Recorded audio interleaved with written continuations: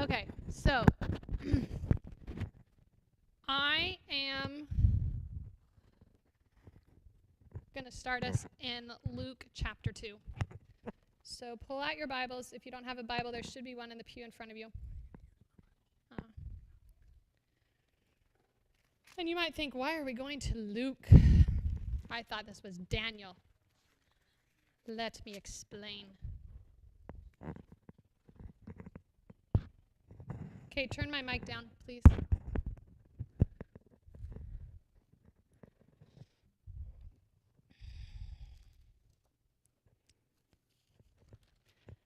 Okay. I'm going to start in verse 25.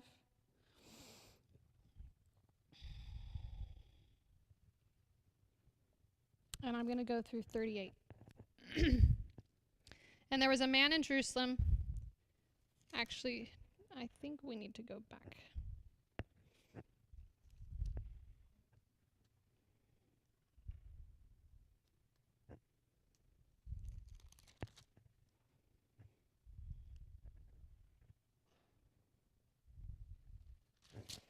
Okay, let's start there. In chapter 2, verse 26. Now in the 6th month, the angel Gabriel was sent from God to a city in Galilee called... No, I'm in the wrong chapter, aren't I? There we go. Chapter 2, verse 25. And there was a man in Jerusalem whose name was Simeon. And this man was righteous and devout, looking for the consolation of Israel. And the Holy Spirit was upon him. What did I just say? We should not even dare to try to understand prophecy without the Holy Spirit. This is why the world has thousands of different interpretations of prophecy. Is because it is the Holy Spirit alone who will make the prophecies clear. And here's the other thing. The Holy Spirit can make the prophecies clear to any humble person anywhere. So it doesn't take education or anything like that. What does it take? It takes the Holy Spirit and a humble heart that'll listen and obey. That's it. Okay? Verse 26. And it had been revealed to him by the Holy Spirit that he would not see death before he had seen the Lord's Christ. We are living in a time where I have a lot of people telling me that they have felt their whole life like they're going to see Jesus coming in the clouds. I don't think that's coincidence that I have so many people saying that. And he came in the Spirit into the temple. And when the parents brought in the child Jesus to carry out for him the custom of the law, then he took him into his arms and blessed God and said, Now, Lord, you are releasing your bondservant to depart in peace according to your word. For my eyes have seen your salvation, which you have prepared in the presence of all peoples, a light of revelation to the Gentiles and the glory of your people Israel. And his father and mother were amazed at the things which were being said about him. And Simeon blessed them and said to Mary his mother, Behold, this child is appointed for the fall and rise of many in Israel, and for a sign to be opposed. And a sword will pierce even your own soul to the end that thoughts from many hearts may be revealed. And there was a prophetess, Anna, the daughter of Phanuel of the tribe of Asher. She was advanced in years and had lived with her husband 7 years after her marriage, and then as a widow to the age of 84. She never left the temple, serving night and day with fastings and prayers. At that very moment she came up and began giving thanks to God and continued to speak of him to all those who were looking for the redemption of Jerusalem. So, if you study out the prophecy of Daniel chapter 9, it actually, so that's like on this chart here. So I should back up. Okay. This chart, this banner here is something that I made myself as I was studying prophecy. And so this is Daniel 2. Everything that is on here is like Bible verses that's in the black. So here's Daniel 2, just taken straight from Scripture. Here's Daniel 2's self-interpretation. When I started studying prophecy, I thought, nobody else can agree. How can I dare study it? Did you know that God himself in the Word actually explains Daniel 2 in the same chapter? So you just read it, and then it says, and this is what it means. And again, we're afraid to open it, and yet God tells us. So you have Daniel's self-interpretation for chapter 2. Here you have Daniel 7, and then you have, again, right afterwards, God tells them what it means. It's written right there.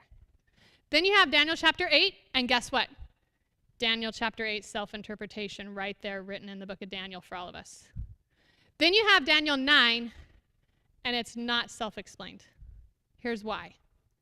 Because God wants us to seek. In other words, he gives us enough interpretation where we start understanding what different signs mean, and then he gives us the secrets, and now we have to have figured out that code to be able to figure out the secrets. So Daniel 9 prophesied the day that Christ would come. So if you look at this one here, which I handed you so you can look at it on your own. This has all the dates in world history, and then if you go to the date here, it says what happened, and then it says the Bible verse as to where that comes from. So you can actually look at this chart of world history and dates and what happened, and then you can go to the Bible verse and see exactly where that was prophesied. And so Daniel chapter 9 prophesied from the going forth to rebuild Jerusalem, which was in 457. So if you come down here to 457, a decree went forth from Artaxerxes to rebuild Jerusalem. And so that's exactly what happened in 457. You can go back and look at it in history also. So from that decree that went forward, there was 70 weeks, which a day is a year in Bible prophecy. So 70 weeks, you times that by 7, that's 490 days. So 490 days equals 490 years in history. Does everybody get that point? Because that's like a basic that everybody get that? Okay. So that prophesied the point where the time for the Jews ended in terms of probation for them. And we see that right afterwards in 70 AD, Jerusalem was ransacked, and they've never rebuilt the temple yet in, do that math there, 1,950 years. They still haven't been able to rebuild the temple. So, and in that week, it talked about when he would be baptized and begin his ministry, and it also prophesied the day in which he was crucified. Christ actually knew from prophecy the exact moment he would be crucified. Daniel 9:26 told him the year. Passover told him the day because he was the Passover lamb. The sacrifices were done at 9 a.m. and 3 p.m. 9 a.m. was the time that he was nailed to the cross. 3 p.m. is when he took his last breath. So as a child, as Jesus studied these scriptures, he actually knew the exact moment of his death. And thus, again, the Holy Spirit guided him, and thus, again, he fulfilled prophecy to the day. The priests began their ministry at the age of 30, at the laver, getting washed. Christ began his ministry at the age of 30, being baptized by John the Baptist in that water. So again, Christ was just living out the prophecy that had been told to him. So each one of these chapters, how God works is he starts very basic, and then he gets more complicated. So back to Luke 2 as to why we read this. Notice that Simeon and Anna were pretty normal people who were just studying the scriptures, right? And notice how they both recognized Jesus and saw him and touched him. What about the rest of the Jews? Did they recognize Jesus as their Messiah? Now again, this is when he was dedicated, which was probably at 40 days old. So this is right when he's baby. Again, how many people are expecting him? The whole Jewish nation professing to be waiting for the Messiah for 4,000 years. And you have those two people who recognized him, who were in the temple waiting for him to show up. And then you also have the wise men, who again were non-Jews, who saw the star, knew this is the sign of the Messiah, and then they traveled to Jerusalem to find the Messiah. And here's what's fascinating. You can go in Scripture and see this. When the wise men followed the star, they get to Jerusalem, and they're thinking all the Jews are going to be celebrating the birth of their Messiah, right? What happened when they got to Jerusalem? Nothing. Nothing. The Jews, the scholars of the Scriptures, had no clue, even though they were the experts. So again, it was the common guys who actually saw the star, followed it, and God rewarded by showing them the Messiah Christ. So when I started to study prophecy, I was really, I actually felt God impressing me to study prophecy, and I started, and then I got overwhelmed, and here's why. Because I wasn't looking so much at Scripture, I was looking at what everybody else was saying. You know, I was like going on to the World Wide Web, and I was seeing what everybody else was saying. And people were so scattered and so all over there that I just like became overwhelmed, and I'm like, forget this. I'm not going to study this. If they can't even figure out, and they're scholars, how am I going to? So I stopped, and then the Lord was like, I told you to study it. And I'm like, I can't. If they can't agree, how can I agree? Well, now turn to Revelation for me, chapter 1.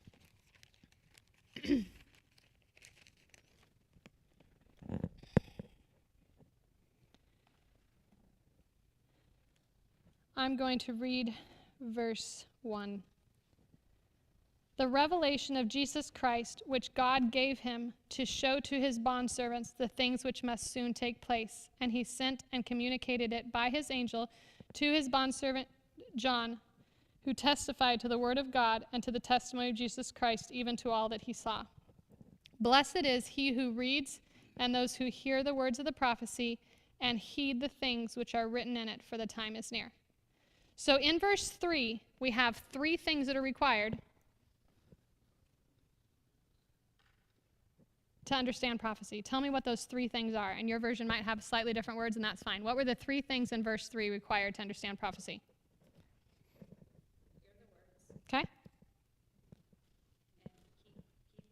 Yep. Yep. And then the first one at the time is to read. So again, how many people are even opening up their Bibles and reading? That's the first thing. Again, most people aren't. Again, they'll go on to YouTube or whatever else, but most people aren't opening up the scriptures for themselves and reading it. And then again, how many are actually listening to those words? They're hearing them. They're not just doing a quick read over. And then number 3, to heed or obey. In other words, God is not a God to be mocked where you just go to him and say, okay, tell me the answers. He wants a relationship. So we actually have to sincerely follow God to be able to understand God. And so when we choose to follow God in the small things, he will reveal the big, huge things to us too. So Revelation, as many people say, again, like, oh, that's too overwhelming, can't do that. It's the sealed book. It says right there in verses 1, 2, and 3 that it's the book of revelation, to be revealed. The whole name of the book means to be revealed. So God is desperately trying to reveal himself to us. He's trying to reveal the times of the ages so that we know where we're living. And the problem is most of us are too busy living life to actually figure out where we're living on the paradigm of Earth's history. So, as we start at Daniel 2, each chapter becomes more detailed. Each chapter is prophesying the same sort of things, but now we get more details on each kingdom. So we're going to start here, right here in Daniel chapter 2. And so, again, we're just doing a brief, quick run over today. But basically, King Nebuchadnezzar is laying in bed. He has this dream of this statue with these different metals.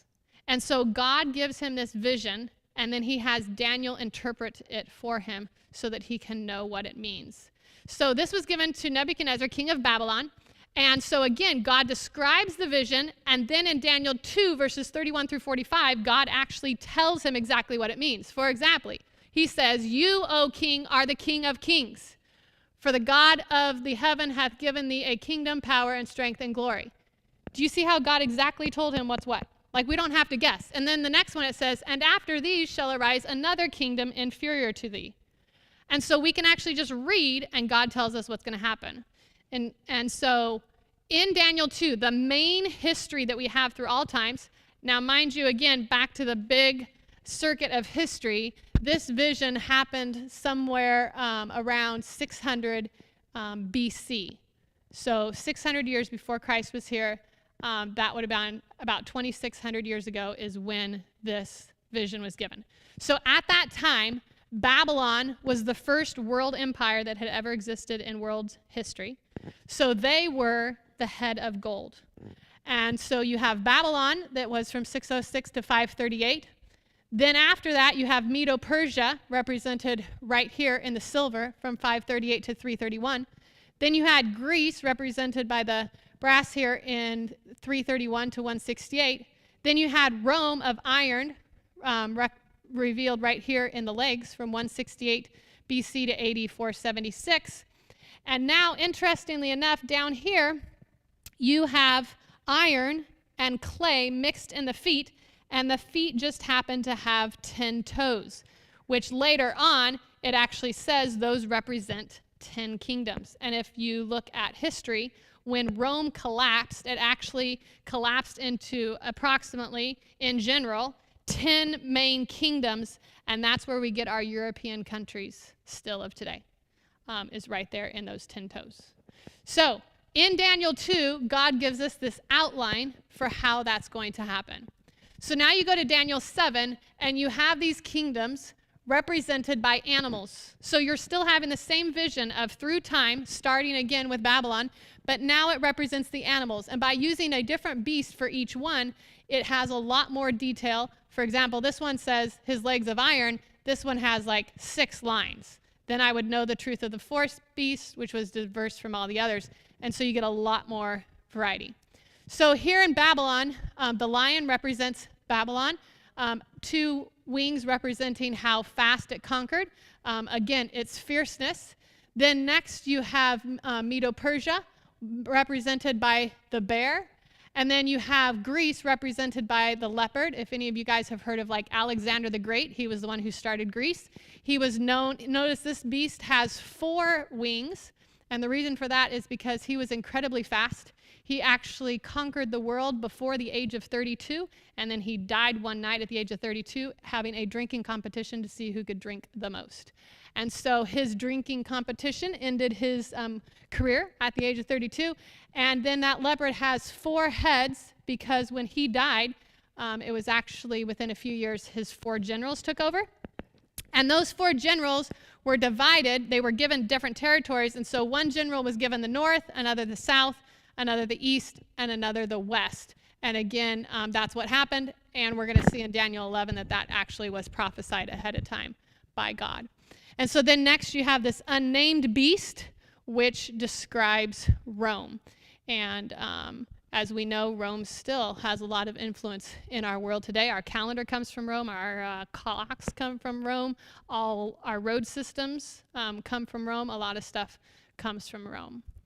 So then you go to Daniel 8, and now you have the kingdoms of the world. They actually start with Medo-Persia because at this time Babylon had actually been overthrown. So Babylon was overthrown one night after Nebuchadnezzar died. His grandson was ruling, and his grandson was having a big, huge alcohol fest, and they had actually brought in all of the cups that had been taken from the tabernacle in Jerusalem, from the temple. And they were drinking out of them, and Medo-Persia came in, stopped the river, turned the river, and they just walked through the course of the river right into the center of Babylon and overtook it, which again, nobody saw coming because Babylon was an impregnable city. The walls were so high and so thick and so guarded that nobody could get in. And yet what happened is because they all got drunk, they weren't paying attention, they didn't lock the gates down, and they were just so busy getting drunk that literally Medo-Persia actually rerouted an entire huge river, and they were actually able to just walk into Babylon while they were all getting drunk and take over. And so you start out here with a ram representing Medo-Persia, and then God uses this goat with different horns coming up and out to represent Greece and then also Rome and that period of the divided kingdoms. So as we look at this statue, we see that after this point in time, which we are already in, because the divided kingdoms occurred between 351 and 483, from this time on, there will never be a world empire that rules the world again. And so, for example, I know the story of someone in World War II who was captured by the Russians, and they were working up for the Russians, and they just simply told the Russians, they said, the Bible prophesies there will never be a world kingdom again. Germany is not going to win, so you better come up with a back-out plan. And so because of that, the general did. He had a bunch of extra fuel, and when everything went down, because he had gotten all this extra fuel, he was actually able to get back into his territory and be safe. So this tells us that, again, we know there will not be another world empire, as many people try to have world wars and whatever to rule the world again. We know that will not happen. So as we get down to the end of time, Daniel 11 is actually a prophecy that now goes into exact battles, and it prophesies amazing details of exact battles, and you and I get to actually see how we are living at that time in world history. So I'm going to do that in just a moment. Let me first talk about this other one. So to come up with this one, you have to have both Daniel and Revelation together. And the symbology works the same. So once you discover what something means in Daniel, it means the same thing in Revelation. Again, same thing in Revelation. There's times where God will explain what things are, and so you can figure that out and go back. And so the prophecy of Daniel really works towards this beginning time of Jerusalem being rebuilt up until Christ's life. And then once you get into these later dates, you have some of Daniel, but most of that is Revelation. And remember, Revelation was written by John on the island of Patmos in approximately 95 AD. So again, John, he's not dealing with these old kingdoms because he is already living in Rome. So in the book of Revelation, that's why, like if I made a chart on Revelation, it'd be like from here down to the ground and about 20 feet long, because Revelation has 22 chapters. It goes into immense detail.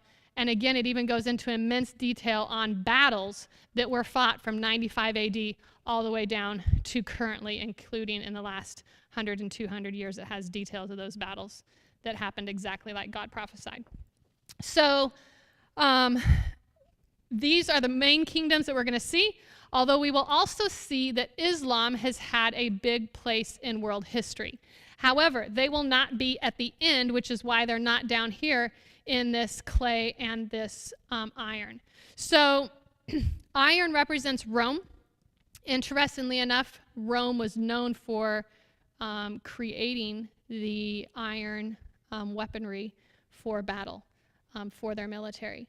And so up here you have just pure iron representing pure pagan Rome.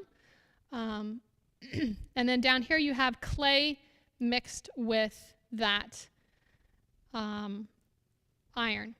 And interestingly enough, in the Bible, religion is compared to clay. For example, I'm sure you guys all know the song or the Bible verse that says, I am the potter, where Christ is saying he's the potter and we are the clay, right?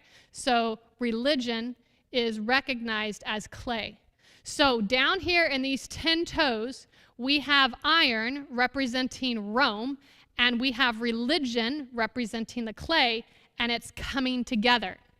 And if anybody knows their world history,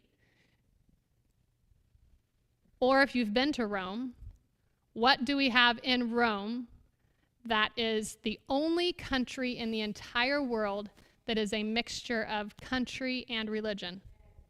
Correct. The Vatican is the only country in the world that is the government and religion mixed. And so you actually see that, again, they actually ruled the world from 508 to 1798, 1,260 years, where they actually got those 10 European kingdoms to actually come together and be under their rule. Now, in 1798, they received what we call the deadly blow. That's what Revelation calls it. And so France actually came in. France actually put them into power in 508 AD, and then France brought them out in 1798. They went in, they arrested the Pope, they took him out, they took over. And since then, again, the Vatican has gotten back their status. The Pope was released after a few years, and they have been slowly rebuilding as a kingdom. But again, they won't be a world empire, but they will have power all the way to the end. And again, if you're following the news, have you guys seen how Papal Rome or the Vatican or the Catholic Church is regaining its members and power? Have you noticed that? And again, they're reaching out to a lot of people from other religious institutions. They're reaching out to the Muslims. They're reaching out to the evangelicals. They're really trying to work for what is called ecumenicalism, which is actually bringing all those religions back underneath them, because you had the Reformation where Luther and these other people started coming out of the Catholic Church. And so now they're trying to get all of these Christian religions to be reunited again. And so you do have that power all the way to the very end. And so expect to see in the news the Catholic Church, because they are prophesied in the prophecy all the way to the very end.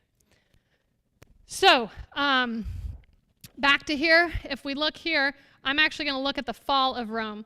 So if you look here on this part of the chart, it shows the Roman Empire right here for 360 years.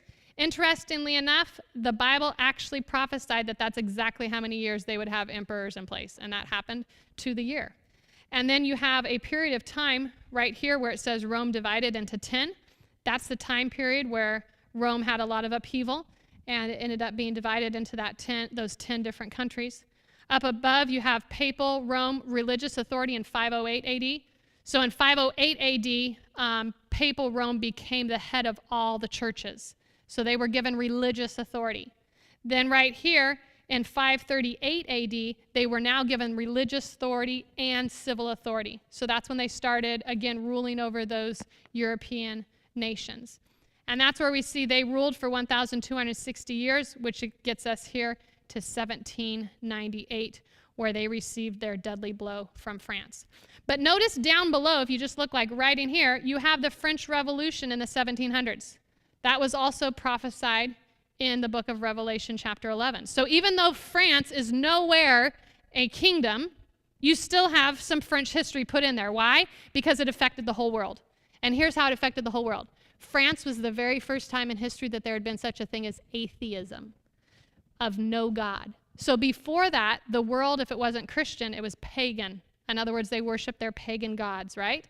Now, for the first time in history in France, you actually had atheism where they actually burned the Bible, they outlawed it, and they actually said, we will have no God. And so they created the God of liberty, and then they sent to the U.S. their God of liberty, which we call the Statue of Liberty. That is the God of liberty of no law, of having no law whatsoever. So France did that for 3.5 years. They had no law. It did not work. Thousands of people, tens of thousands, were actually slaughtered. Paris actually ran blood. So many people were being slaughtered without rules.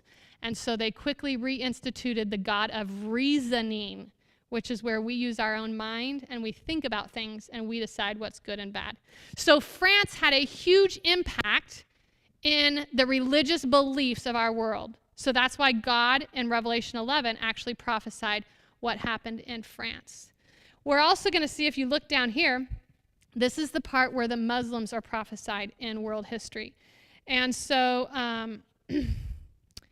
we'll actually see that, again, you have these kingdoms down here, Rome, then you have papal Rome. And so the western part of Rome was actually attacked, and that's where you get like your Germanic tribes. But the eastern part of Rome actually was attacked from the Ottoman Empire, which is also called the Muslims, which is also called Islam. So again, Islam was a religion that originated amongst the people who still like dwelled in tents and traveled with their animals, right? To this day, there's still a lot of Turkish people and Muslims who do that. So they were a nomadic people who lived on the eastern side of Rome. And so they began to attack Rome. And what most of us Americans do not know is that at one point in time, the Ottoman Empire was the largest empire in the world, and they ruled quite a large area. For example, they ruled Eastern Europe. They ruled that northwestern part of Asia. They even ruled Jerusalem for, I want to say it was like close to 1,000 years. And they actually came all the way down and actually wrapped around and even ruled Egypt and Libya and a bunch of countries there. So those countries, they allowed them to still have their own people, but what they did is they made them subjects. And so they had to pay taxes to the Ottoman Empire. And that's how they kept their freedom to still be able to have their own country, but they owed taxation to the Ottoman Empire. Now, the Ottoman Empire has been falling. Again, if you look at, basically it consolidated into Turkey. And so where that actually happened was at the end of World War II is actually when Israel became a nation. So at the end of World War II, the United Nations said, you know, so many Israelis were killed in the Holocaust that we want to give them their land back. So this is why you have this huge contention that's going on in the Middle East, because Israel got their land back in 1845, I think it was. But you have to remember, they lost their land in 70 AD when Rome ransacked Jerusalem and leveled it. So imagine you haven't had your country from 70 AD to 1845. That's what, 1770, 1,770 years, is that what you're saying it is? Something like that? So imagine if you've not had your country for 1,770 years and now somebody comes back and says, we want it back. And so you force people to leave their homes and you get to come in. And I'm not into politics, so I'm not here to tell you what's right and wrong. I'm just telling you, this helps you understand the dynamics of why the people are fighting it out.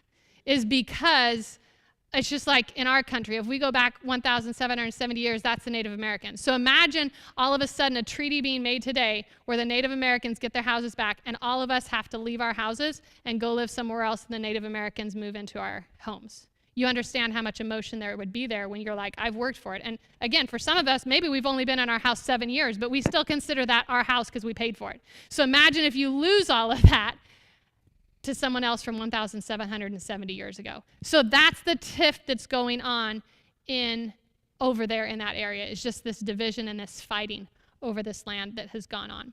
So Daniel 11 actually prophesies for us a lot of the Muslim and empire. And the reason why is because we are actually going to find out what Turkey is about ready to do according to Bible prophecy. And at that time, the Bible actually tells us that it will be right after that Christ comes. So the reason why Daniel 11 is very exciting is because we will actually get to know what's going to happen. Yeah, I think just Ken needs one, then the people in the back. Oops, sorry.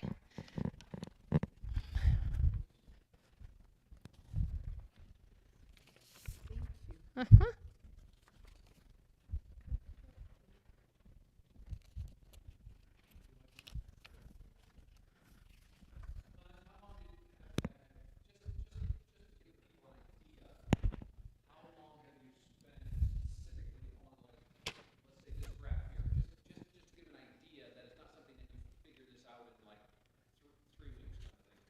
Well, I also have the privilege of my mother has studied world history for years. My father studied world history for years. They've both traveled the world many times over, so I happen to have a wealth of knowledge between them.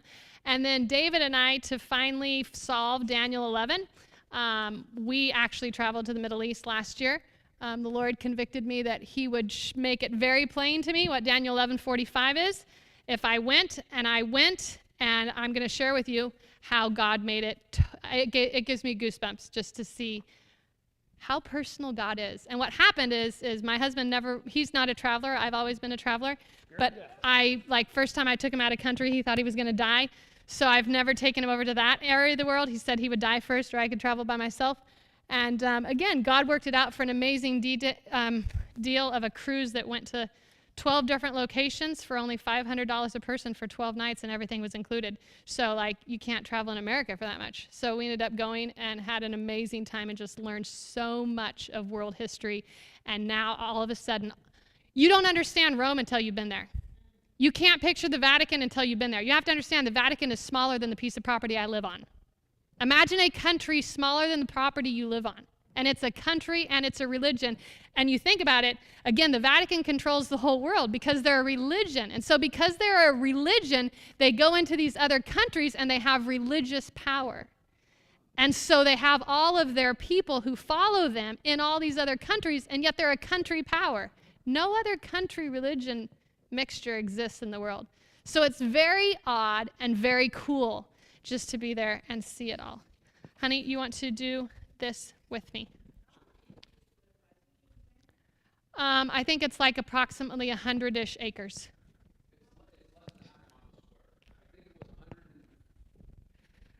I want to say it was 114. Well, I was thinking it was 114-ish, but I could be wrong. Yes.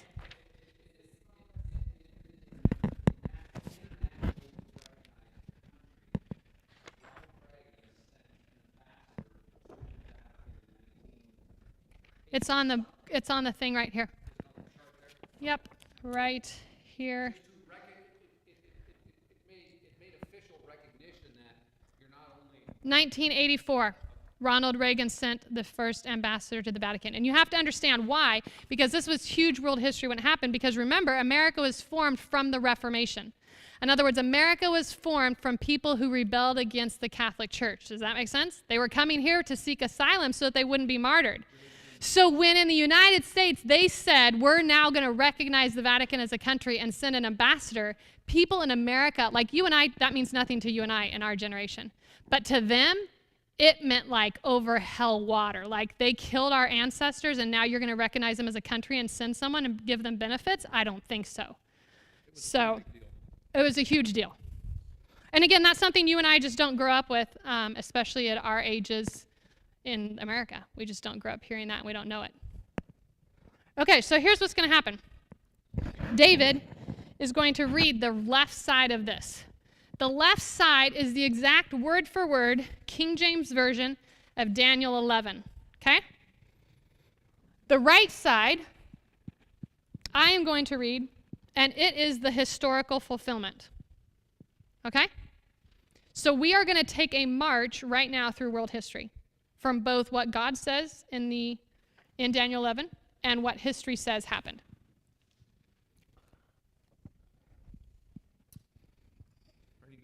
I'm ready. You're going to right there. Right there, okay. Also, so Daniel 11 through chapter 12, verse 3, prophecy. Also I, in the first year of Darius the Mede, even I stood to confirm and strengthen him. And now I will show thee the truth. Behold, there shall stand up yet 3 kings in Persia, and the fourth shall be far richer than they all, and by his strength through his riches he shall stir all against the realm of Grecia. So again, Daniel is receiving this vision after Babylon has already fallen. He is now under King Darius the Mede. So the 3 kings that stood up in Persia were Cambriasis from 530 to 522, Smerdis in 522, and then Darius Hystaspes from 522 to 486.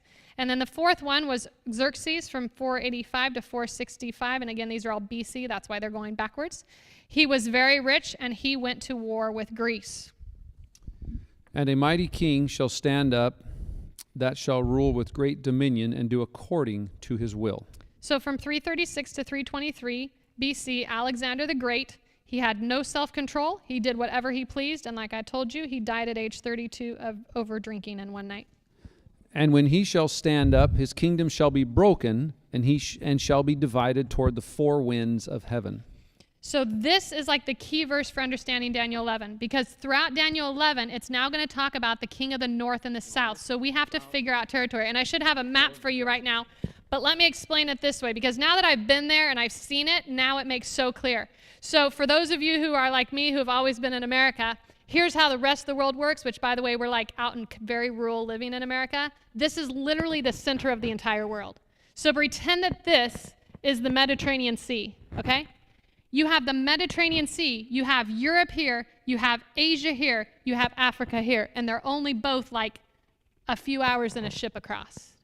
So you and I don't understand that really, when you go over there, I mean, there's how many million of people in Istanbul alone? 20 million. 20 million people living in one city. Okay, you and I don't get this in America. We just do not get it. Makes New York look small. Yes, you have a question, Leah? Istanbul, Turkey. Constantinople. Same place. 20 million in one city. Yes, 20 million people in one city, which, by the way, this one city is the key to the whole Mideast because it is in both Asia and Europe. They have a bridge that goes across. It's the only bridge in the world that goes between 2 continents, Europe and Asia, which means it's the only waterway to get up into the Baltic Sea and to Russia or anything like that. And so that's, again, why you see all these wars happening in the Middle East. It's because, see, you and I don't get it because we live in rural America. They have all these nations that have been fighting for 6,000 years all over the same little tiny pieces of land. Think about how many people have owned Jerusalem. The Jews, Rome, the Ottomans, Israel. Other countries have gone in there too. I think France got really close. If they got really close to owning it, I don't think they quite did. But again, it's like this is the center of the world where everybody's been fighting over this land. And so everybody's owned it at some point in time or another. And again, you have just this tiny sea where you have all of these countries around it. And they need that sea to be able to, again, do their trading. So when Greece was divided, and again, Greece had, again, conquered this whole area. Because, again, it's like it's this big area, but it's not so big.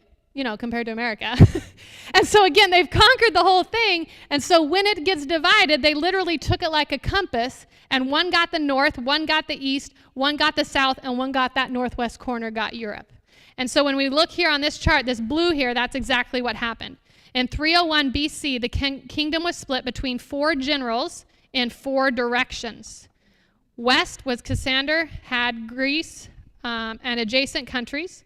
North was Lysimachus, had Thrace, Asia Minor, etc. South was Ptolemy, had Egypt and neighboring countries. And to the east was Seleucus, had Syria and Babylon. Through war, there soon arose only 2 main powers. So pretty soon those 4 generals fought it out, and then there ended up just being the northern kingdom and the southern kingdom. And that's pretty much been, and that's what we're going to follow through Daniel 11, is these 2 kingdoms, the north and the south. Okay, back to the green writing. And not to his posterity, nor according to his dominion which he ruled, for his kingdom shall be plucked up, even for others beside those. So Alexander's family ruled for a very short time, but soon they were all killed. And so this is another thing you're going to understand if you start studying prophecy for yourself. This was a huge learning curve for me. In America, our way of thinking is very linear. Have you ever met those people who do rabbit trails? That's how the Hebrew writers were. They do the big picture, and then they come back over and start again, and then they come back over and start again, and then they come back over and start again. See, my mind is I'm going to read Daniel, and I'm going to start in time right here, and I'm going to read through the book of Daniel, and it's all going to be in perfect lineage, right? Like that's how an American mind works. That is not how Hebrew mind works. So you look at Daniel, again, notice how I told you that here's 2, and then here's 7, and each one is getting into more details. They give the big picture, and they keep on getting bigger and bigger, retelling the story. The book of Revelation is the exact same way. You have the 7 churches, you have the 7 seals, you have the 7 trumpets. They're all going through world history each time, but telling it from a different angle. But it's the same time periods. Does that make sense? So we can't read Revelation like, okay, 1 is at the beginning, 2's next, 3's next. 4. That's not how Revelation and Daniel work. It's like a telescope. There you go. The farther you read through the book, the more focused it pulls the information in closer and closer and closer. It gets more detailed. It's like zooming in on the picture. And a lot of times they'll just jump down to the conclusion like, Jesus comes, and then they'll go back over, and you're like, wait, why did they start all over? Because they like to give you the good news so that you stayed in with the details. So frequently you'll see, again, as you read through Revelation, you're like, what? Jesus keeps coming all throughout here. Yeah, because they keep telling you the final story. But then they go back to give you more details. And then they tell you Jesus is coming again, and then they go back to give you more details. So that's what's happening right here in Daniel 11, is that it's saying it was divided up, and then it says, but not to his posterity. So now he's doing a rabbit trail, and he's going back, right? He's saying, oh, but it wasn't divided to his posterity. And so that's what you have is these rabbit trails. So you got to kind of get used to that way of thinking to understand prophecy. Okay, the yellow, verse 5. And the king of the south shall be strong. So in 305 BC, Ptolemy I became strong by acquiring Cyprus, Cyrene, Phoenicia, Caria, and was the king of the south of Egypt. And one of his princes, and he shall be strong above him and have dominion. His dominion shall be a great dominion. Seleucus I Nicator of Ptolemy's princes became king in 312 BC, conquered 3/4 of Alexander's dominion, and was more powerful than Ptolemy. And in the end of years they shall join themselves together, for the king's daughter of the south shall come to the king of the north to make an agreement. But she shall not retain the power of the arm, neither shall he stand, nor his arm, but she shall be given up, and they that brought her, and he that begat her, and he that strengthened her in these times. So in 246 BC, Antiochus II Theus, the king of Syria, divorced his wife Laodice and married Berenice, the daughter of Ptolemy II, Philadelphus, king of Egypt. After a while, Antiochus brought Laodice back. Laodice then murdered her husband Antiochus, Bernice, and Bernice's son, maids, and father to Ptolemy II. Do you guys see now how much in detail God's getting? Where he's literally telling you who married who, and who divorced who, and who killed who. which was fulfilled to the T. Do we have a God we can learn to trust? But out of a branch of her roots shall one stand up in his estate, and shall come with an army, and shall enter into the fortress of the king of the north, and shall deal against them, and shall prevail. So in 246 BC, Bernice's brother, Ptolemy III Euergetes, with army conquered Syria and almost all of Asia. He heard there was sedition in Egypt, and so he quickly returned, taking 40,000 talents of silver and 250,000 images of gods from Syria. Ptolemy III outlived Seleucus II by 11 years. Sorry, I need you to read like all the one color in the future. And shall also carry the captives into Egypt, their gods, with their princes and with the precious vessels of silver and gold, and he shall continue more years than the king of the north. So the king of the south lives more years than the king of the north. So the king of the south shall come into his kingdom and shall return into his own land. Okay, now read the pink. But his son shall be stirred up and shall assemble a multitude of great forces, and one shall certainly come and overflow and pass through. Then shall he return and be stirred up even to his fortress. So the sons of Seleucus II Callinicus, Seleucus III Cyrenius 225 to 223, Antiochus Magnus 223 to 187, both sought to vindicate. The first gathered army but died. His brother reigned and recovered Seleucia and Antioch, capital of Syria. The king of the north and south then returned to their capitals, but were still stirred up. So go ahead and flip your page over to where it says number 11.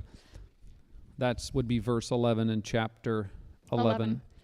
And the king of the south shall be moved with choler, which means anger. Choler, that's funny, and shall come forth and fight with him, even with the king of the north, and he shall set forth a great multitude, but the multitude shall be given into his hand. Ptolemy, Euergetes' son, Ptolemy IV Epiphanes, in 217 BC, went to fight Antiochus III. They both amassed a large multitude of soldiers, cavalry, and elephants. Antiochus was defeated at the Battle of Raphia. Ptolemy took most of his elephants. And when he hath taken away the multitude, his heart shall be lifted up, and he shall cast down many 10,000s, but he shall not be strengthened by it.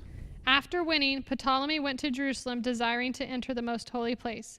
When denied, he returned to Egypt and killed 40 to 60,000 Jews. He became weak.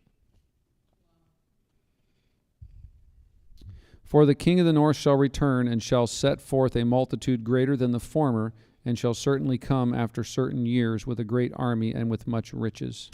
In 201 BC, after 16 years, Antiochus raised a larger army than before and returned to fight because Ptolemy Epiphanes, a child of 5 years, was on the throne. And in those times there shall many stand up against the king of the south. Also the robbers of the people shall exalt themselves to establish the vision, but they shall fall. Antiochus III of Syria, Philip of Macedonia, and Hannibal of Carthage went against this young king, who was under the guardianship of the Roman Senate. The robbers, Rome, of thy people, Jews, began to fulfill prophecy of the next beast. They will fall in the end. So again, if we look at this big chart, we started up, remember how Daniel started talking about those 3 kings that would come in Medo-Persia? That was here. Then now we actually went through and we learned about Greece, right? And how Alexander the Great conquered the world, and then we learned about those 4 generals and how it ended up being the north and the south fighting. So now we've moved down to right here in my chart where it starts here is Rome. So it's very fascinating to look at the history of Rome because Rome was unlike any other country. So up until then, Babylon and Medo-Persia and Greece, they conquered by just going out and conquering. Again, they took elephants, they took people, they took whatever it took, they went and conquered. Rome was different. Rome was just this little group of people that started, and then what happened is there was this king of the south down there, again, who was only a, 5-year-old king. So they went and they said, oh, we're going to take care of him. In other words, if you make yourself a guardian of someone, then you kind of get to manage what they own. Does that make sense? It's kind of a smart way to figure out how to conquer the world. We'll help you and get all your things. So the king of the north shall come and cast up a mount, and take the most fenced cities, and the arms of the south shall not withstand, neither his chosen people, nor shall there be any strength to withstand. So Rome in 202 BC appointed Aristomenes as guardian of the young king, and he selected Scopas and Autolia, who were Egyptians. They gathered an army and brought Judea, again, here's Jerusalem, that's Judea, right? They brought Judea into subjection of Egypt. Antiochus then attacked in retaliation, chased Scopas to Sidon, which is literally called a fenced city, which is what Daniel 11:15 calls it, very strong. They laid siege and they defeated Scopas and his army. Ptolemy IV, nor his guardians of Rome withstood. But he that cometh against him shall do according to his own will, and none shall stand before him, and he shall stand in the glorious land by which his hand shall be consumed. Rome conquered the triple alliance of chapter 11, verse 14 there. Antiochus, Philip, and Hannibal. Also, they conquered Syria and Jerusalem in BC 63. Thus, the glorious land, which will always refer to Jerusalem, which it later destroyed. See Daniel 8:9. He shall also set his face to enter with the strength of his whole kingdom, and upright ones with him. Thus shall he do, and he shall give him the daughter of women, corrupting her. But she shall not stand on his side, neither be for him. Julius Caesar of Rome began to conquer the upright ones, or the Jews. They allowed the Roman army to travel through into Egypt. Cleopatra, the daughter of women, tried to win by seducing Caesar, but left him for Mark Antony in an effort to retain Egypt. After this, shall he turn his face into the isles, and shall take many isles. This is islands, but a prince for his own behalf shall cause the reproach offered by him to cease. Without his own reproach, he shall cause it to turn upon him. So Caesar conquered the Mediterranean islands and Africa. A man brought up by Julius, Brutus, plotted to kill Caesar.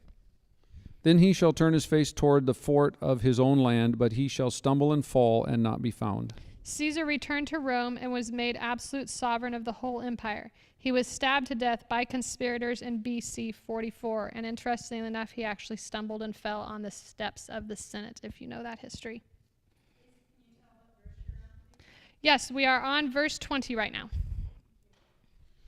Then shall stand up in his estate a raiser of taxes in the glory of the kingdom, but within few days he shall be destroyed, neither in anger nor in battle.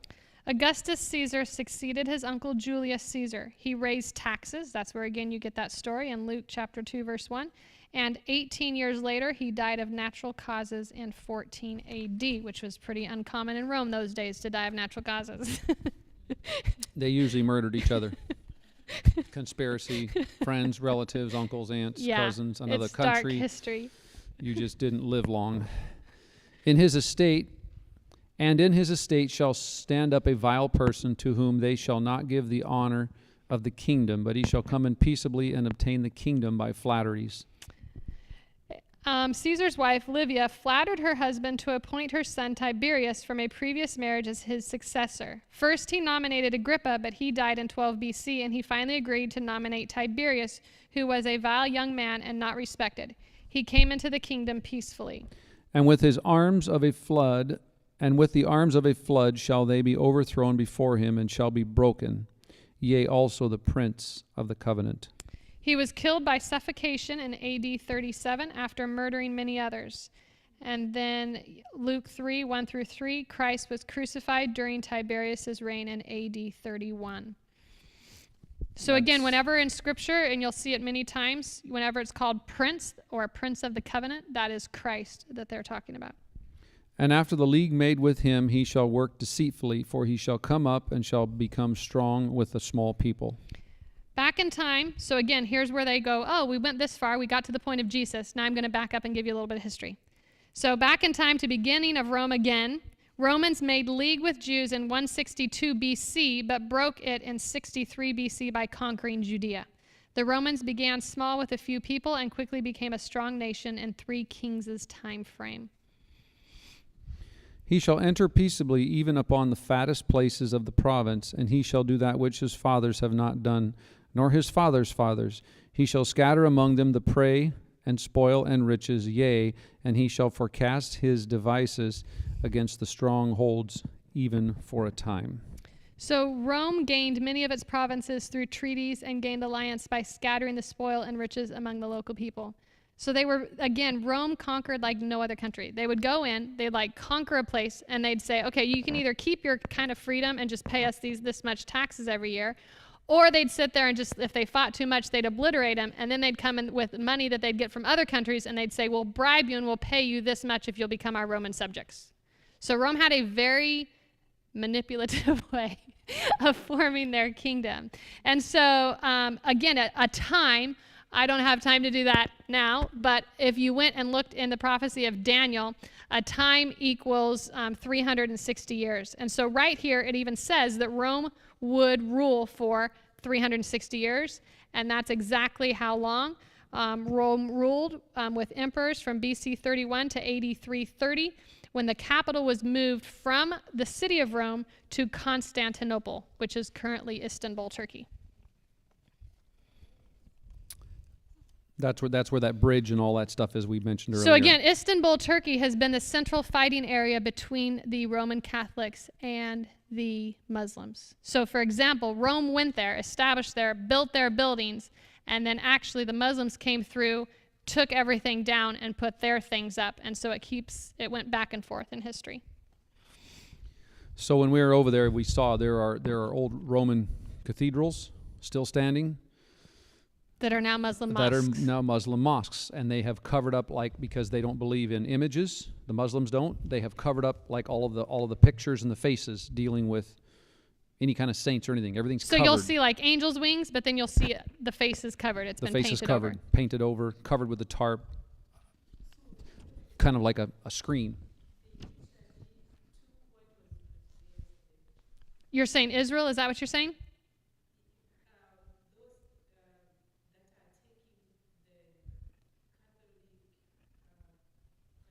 Right. Correct. They're conquering. Because again, you have this small area where people have gone through and conquered many times. So like when you're in Rome, you're literally, like, we don't get this in America, but like we're literally walking down the street, the sidewalk in Rome, and here's like Roman ruins from 2,000 years ago right on the side of the street. Like that's common. So, and again, you have different layers depending on who conquered when and what buildings collapsed. And so you still see that all right there in Rome. And they'll just come and they'll build right on top of the ruins. And so depending on when things were collapsed is how tall certain buildings are. So some of them have really steep staircases that go up to get into them based upon how many ruins they built on top of to get to.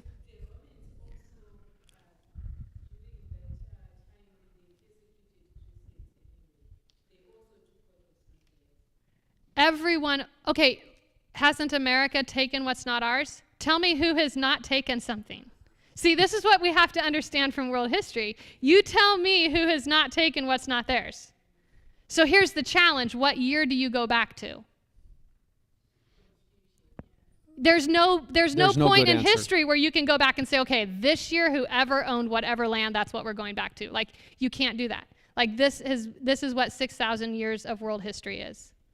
Does that make sense? It's continual. There would be, like she mentioned, a hole, and how you can tell is the bottom, like 15 feet of the hole, the bricks are all the same style and color and type.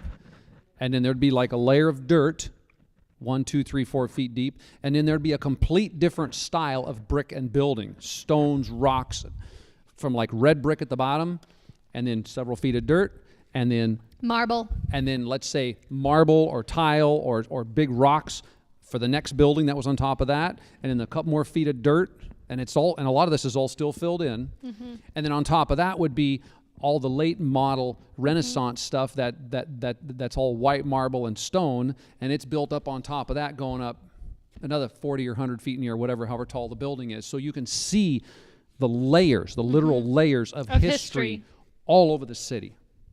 We must have walked by 20 or 30 spots where you could see at least 3 different layers, and the first layer could be 2,000 years ago. So it really was like, whoa, this is They literally is built real. on top of each other. They built right on top. They just leveled it, piled it, smoothed it off, and built the next section on top, right on top.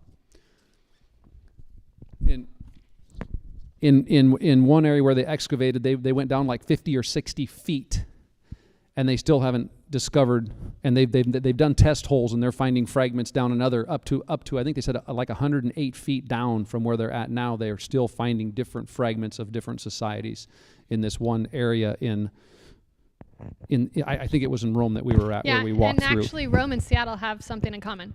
They were both built on marshland. On marshland, yeah. So again, Rome enjoyed having it be demolished and rebuilt and flattened and rebuilt because each time they rebuilt, they were a little bit higher in the marshland. They got away from the ocean and the water a little bit more. But anyway, just some visual. Where am I at here? Verse 24. Verse 24. No, sorry, 25. 25.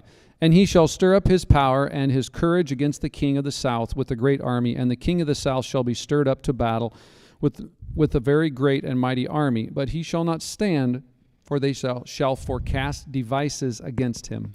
In BC 31, Octavius, Roman general, attacked his ex-brother-in-law Antony, a leader in Rome, who had been sent to Egypt on business and was seduced by Cleopatra. To appease her, he began to conquer in the name of Egypt, but Egypt lost. Yea, they that feed on the portion of his meat shall destroy him, and his army shall overflow, and many shall fall down slain. Those who ate from Antony's table destroyed him. He committed suicide after Cleopatra and his friends deserted him for Octavius. Octavius won in 31 BC. And both of these kings' hearts shall be to do mischief. Nothing changes. And they shall speak lies at one table, but it shall not prosper, for yet the end shall be at the time appointed. Antony and Caesar began as friends working together in Rome, but turned on each other. Then he shall return to his land with great riches, and his heart shall be against the holy covenant, and he shall do exploits and return to his own land. In 30 BC, Octavius returned to Rome with extreme riches from Egypt. AD 31, Christ was crucified. Again, it brings up that holy covenant. And in AD 70, Titus destroyed Jerusalem and returned to his own land again. At the time appointed he shall return and come toward the south, but it shall not be as the former or as the latter. So the time appointed ended in 330 AD, like we had talked about in verse 24, and the capital was moved south to Constantinople to be more central. He didn't go south as the former time in conquest, but again, he actually moved his capital from Rome, which was there in Europe, and so he was trying to get his capital more in the center of his kingdom, so that's why he moved it down to Constantinople. For the ships of Chittim shall come against him, therefore he shall be grieved, and return and have indignation against the holy covenant. So shall he do. He shall even return and have intelligence with them that forsake the holy covenant. In 455 AD, Vandals from Chittim, which are the islands and coast of the Mediterranean, sacked Rome, the eternal city, for 14 days and took power over the seas. Now, if you start studying world history, you'll see this term sacked a lot. What it means is it's basically in the old days when they had these huge cities that, again, had walls that were really thick and really tall, then the way to conquer a city was actually to put your army around them and try to diminish their water and food so that they eventually gave up. So that was what sacking meant. So they sacked Rome. This ended the strength of the Roman Empire. Justinian, the Roman emperor, issued a decree in 533 that the Pope was head of the church. Intelligence of emperor and church were united. Just a second. This is verse 31 green. 31. We're moving right through this. And arms shall stand on his part, and they shall pollute the sanctuary of strength, and shall take away the daily sacrifice, and they shall place the abomination that maketh desolate. So they used force or arms to pollute the sanctuary of strength. In other words, they sacked Rome. And they take away the continual abomination, which was pagan Rome, and place the abomination that makes desolate, which was the papacy, also known as papal Rome, in power. So again, that's where you have that transition from pagan Rome to papal Rome. People know of like how Constantine was the emperor who actually converted to Christianity. And so that's where you went from Rome being a pagan nation that worshiped the idols to being a papal nation with the religious power. And such as do wickedly against the covenant shall be corrupted by flatteries, But the people that do know their God shall be strong and do exploits. 2 groups were formed, those who through flattery catered to the papacy and went against God, and those who stayed strong, evangelizing the truth despite persecution. And they that understand among the people shall instruct many, yet they shall fall by the sword and by flame, by captivity and by spoil many days. God rose men who knew the truth, but they were persecuted and died by sword, flame, captivity, and spoil for 1,260 years. That's what we call in history the Dark Ages. Now when they shall fall, they shall holpen with a... They shall be holpen with a little help. Is it? Yeah, okay. Holpen with a little help, but many shall cleave to them with flatteries. Germany and the Waldensians, discusses that more in Revelation 12, helped protect the reformers, but then insincere people joined the cause with false motives. And some of them of understanding shall fall, to try them and to purge and to make them white, even to the end of the time, because it is yet for a time appointed. Persecution for 1,260 years until 1798 created true, pure Christians. Yep, verse 36 is where we are. 36. And the king shall do according to his will, and he shall exalt himself and magnify himself above every god, and shall speak marvelous things against the God of gods, and shall prosper till the indignation be accomplished, for that is determined shall be done. So this phrase, according to his will, is something that you'll also find frequently in Daniel. And usually when you see that phrase, it means a turnover of power. And that's exactly what we see in this verse. The king, better translated a king, was Louis XIV, and he called himself the state, and he exalted himself above all. Neither shall he regard the God of his fathers, nor the desire for women, nor regard any god, for he shall magnify himself above all. So in Hebrew, the word for women and wives are the exact same word. So a lot of people think that would be better translated wives, because what actually happened in France culture is that was the first time that they actually threw out marriage. And instead it was just sleeping with whoever you wanted. So along with throwing out God, marriage was thrown out, and all religion was illegal, and atheism only was allowed by France. Yes? Yes. So this is just historically, when you look at this whole line, how do you see this lining up? So the king shall do according to his will, and he shall exalt himself and magnify himself above every god.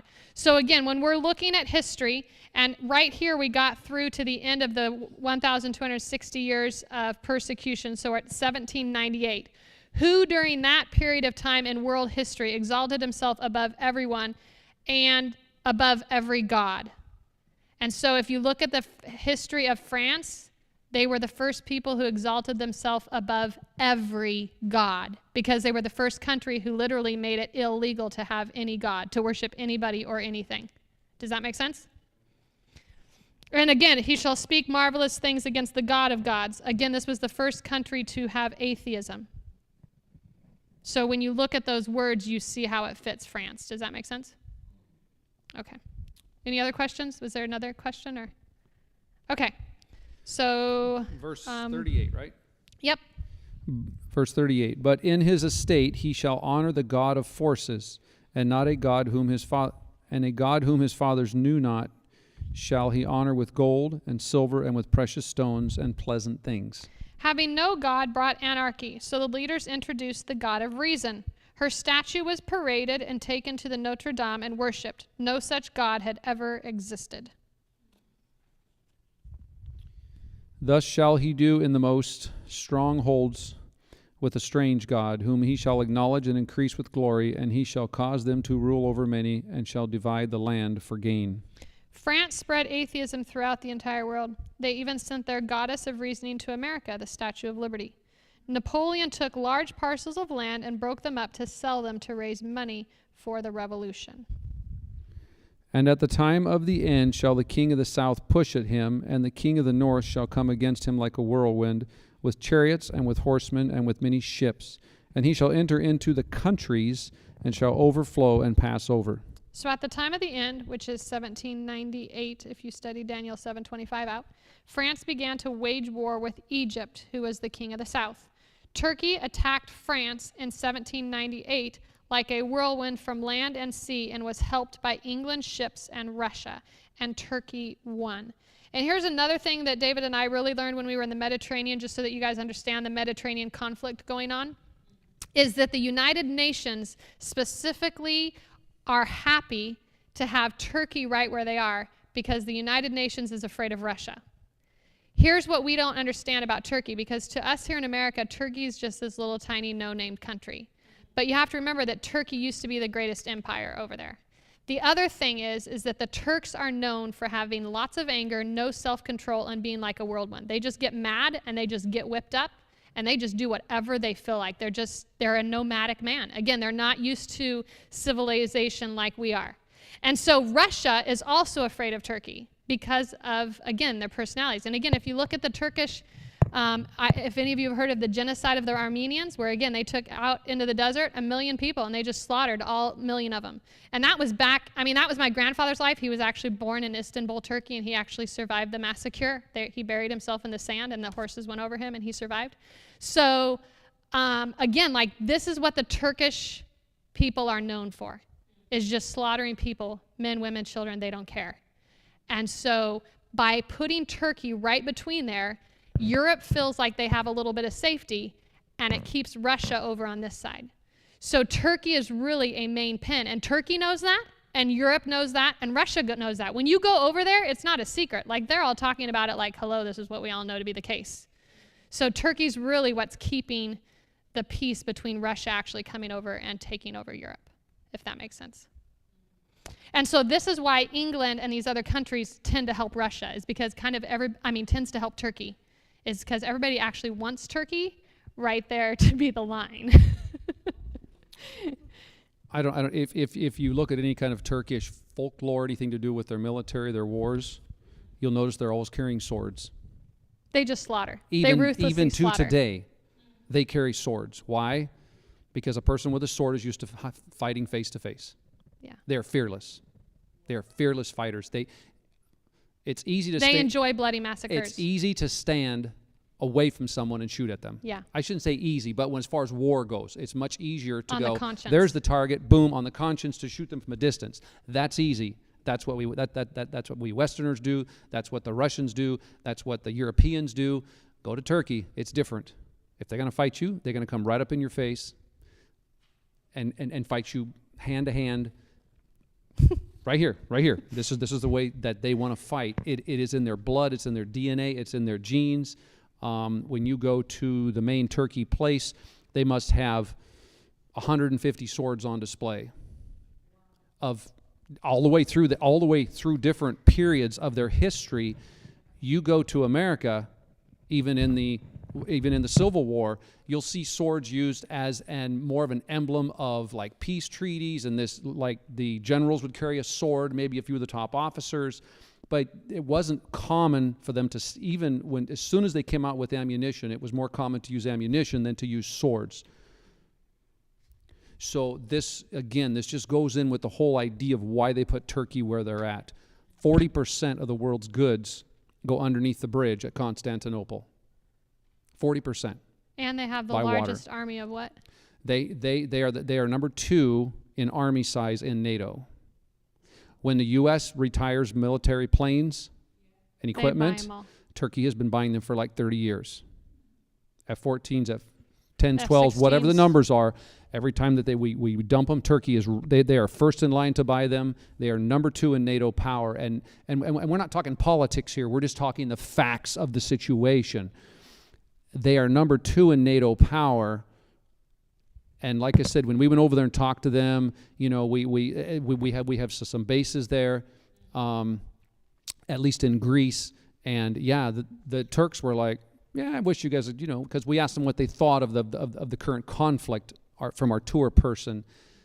And the basic opinion from her and a couple of the people we talked to, locals, was that they would rather we just kind of stay out of it and mind our own business. They can take care of themselves. Thank you very much. And they were very confident about it. This was people we talked to on the street, because most people over there still speak English. You go to pretty much we were in Italy, Greece, and Turkey. English is on just about everything that you need to know to get around. They even have Amazon. Istanbul, Turkey's got Amazon. I'm just saying how much power English has in the world as far as a tongue, a language, a way to communicate. Yes. It is very universal, very universal. English. So we saw English everywhere. You could go over there and not get lost as long as you had a map to know what that, We never had problems when we were going around by ourselves. We weren't in tour guides. No problem at all. So anyway. The other thing about the Turkish people is they're very, I felt very uncomfortable with how pushy and manipulative they are. So just give you one quick example, like we get off the boat, again, we're used to traveling by ourselves, not in tour guides, so we're looking for a taxi, and I mean, there's like a group of 50 of them, and they mob you, and they're all trying to tell you why they're better than us, and I mean, they'll get pushy, and you're thinking like there's going to be this huge mad fight here amongst them all, and then you finally get into a taxi, and then he's like, oh, so I have all these great deals, because I got this family member that does this, and this other family member that does this, and so it's like very manipulative and controlling, and you're like, no, I just want to go here. Oh no, I can't just take you there. There's this other stop, and I'm going to give you some great deal and a free bottle of wine, and it's like you're thinking, I just gave you money to give me a ride from here to Ephesus. Can you please just get me to Ephesus? And no, we didn't make it straight to Ephesus. So and then you're getting back, and you're like, I need to get on the cruise ship. Oh yeah, I'll have you there by that time. Oh, he had us there by that time with 60 seconds to spare. They're just very pushy people, a whole different society and a culture than we have. They don't understand no. They don't understand boundaries. They just do whatever they feel like. No means try harder. And as you're walking, like people all around you are in huge verbal arguments, and you're just thinking, where's the swords or the guns? And we just don't talk like this in America to each other. I mean, if I talk like that to you, you'd call the police. But for them, it's like normal how you greet a friend on the street. Yeah, it was educational. It's a whole new culture. Okay, we're at verse, what are we at? 41. 41. And he shall enter also into the glorious land, and many countries shall be overthrown, but these shall escape out of his hand, even Edom and Moab and the chief of the children of Ammon. France abandoned conquests in Judea, the glorious land, and Judea fell under the control of Turkey. Edom, Moab, and Ammon, current-day Jordan, lying to the south and east of Palestine, escaped the ravages of Turkey. He shall stretch forth his hand also upon the countries, and the land of Egypt shall not escape. Turkey, helped by the English, continued to attack the French strongholds in Egypt, and Turkey conquered. Egypt could not escape the Turkish power. So again, we see here that England was actually using Turkey to fight the French, and this would have been in the late 1700s, early 1800s. So England was, again, kind of like we do in America, where we give other countries money so that they can fight these people for us. England has been doing the same thing using Turkey for years. Now, if I heard some page flipping, before you flip the page, look in the blue on the right, near the bottom there. It says Turkey attacked France in 1798 like a whirlwind from land to sea and was helped. Okay? Get that? Just lock that in the back of your brain. And was helped. Okay? Jump down to skip the purple down to the pink. Turkey helped by the English. They were helped a second time. Just put that in the back of your head as we continue to read. Verse 43. But he shall have power over the treasures of gold and silver, and over all the precious things of Egypt, and the Libyans and the Ethiopians shall be at his steps. Turkey allowed Egypt to recognize their own government, but required them to annually pay gold, silver, corn, and barley. The Libyans and Ethiopians have sought the friendship of the Turks. But tidings out of the east and out of the north shall trouble him. Therefore he shall go forth with great fury to destroy, and utterly to make away many. In 1825, Dr. Clark wrote it would be news from the east, Persia, and north, Russia, that would bother Turkey. In 1853 to 1856, the Crimean War tidings from these two countries caused Turkey to attack Russia, and they fought furiously and gained victories. England and France helped Turkey. So I want you guys to notice right there that this verse 44 was prophesied ahead of time in 1825. Do you see that? And that was fulfilled in 1853 to 1856. And so, again, I have not come up with all of this myself. If you actually go back to history, there are, like, if you just go online and you just look at everywhere, you'll find that, yeah, there's a lot of crazy stuff all over. But most people don't actually do actual prophecies. They do what I call spiritualization, where they say, well, this represents this, represents this. They're not actually prophesying exact wars. Does that make sense? They prophesy ideas.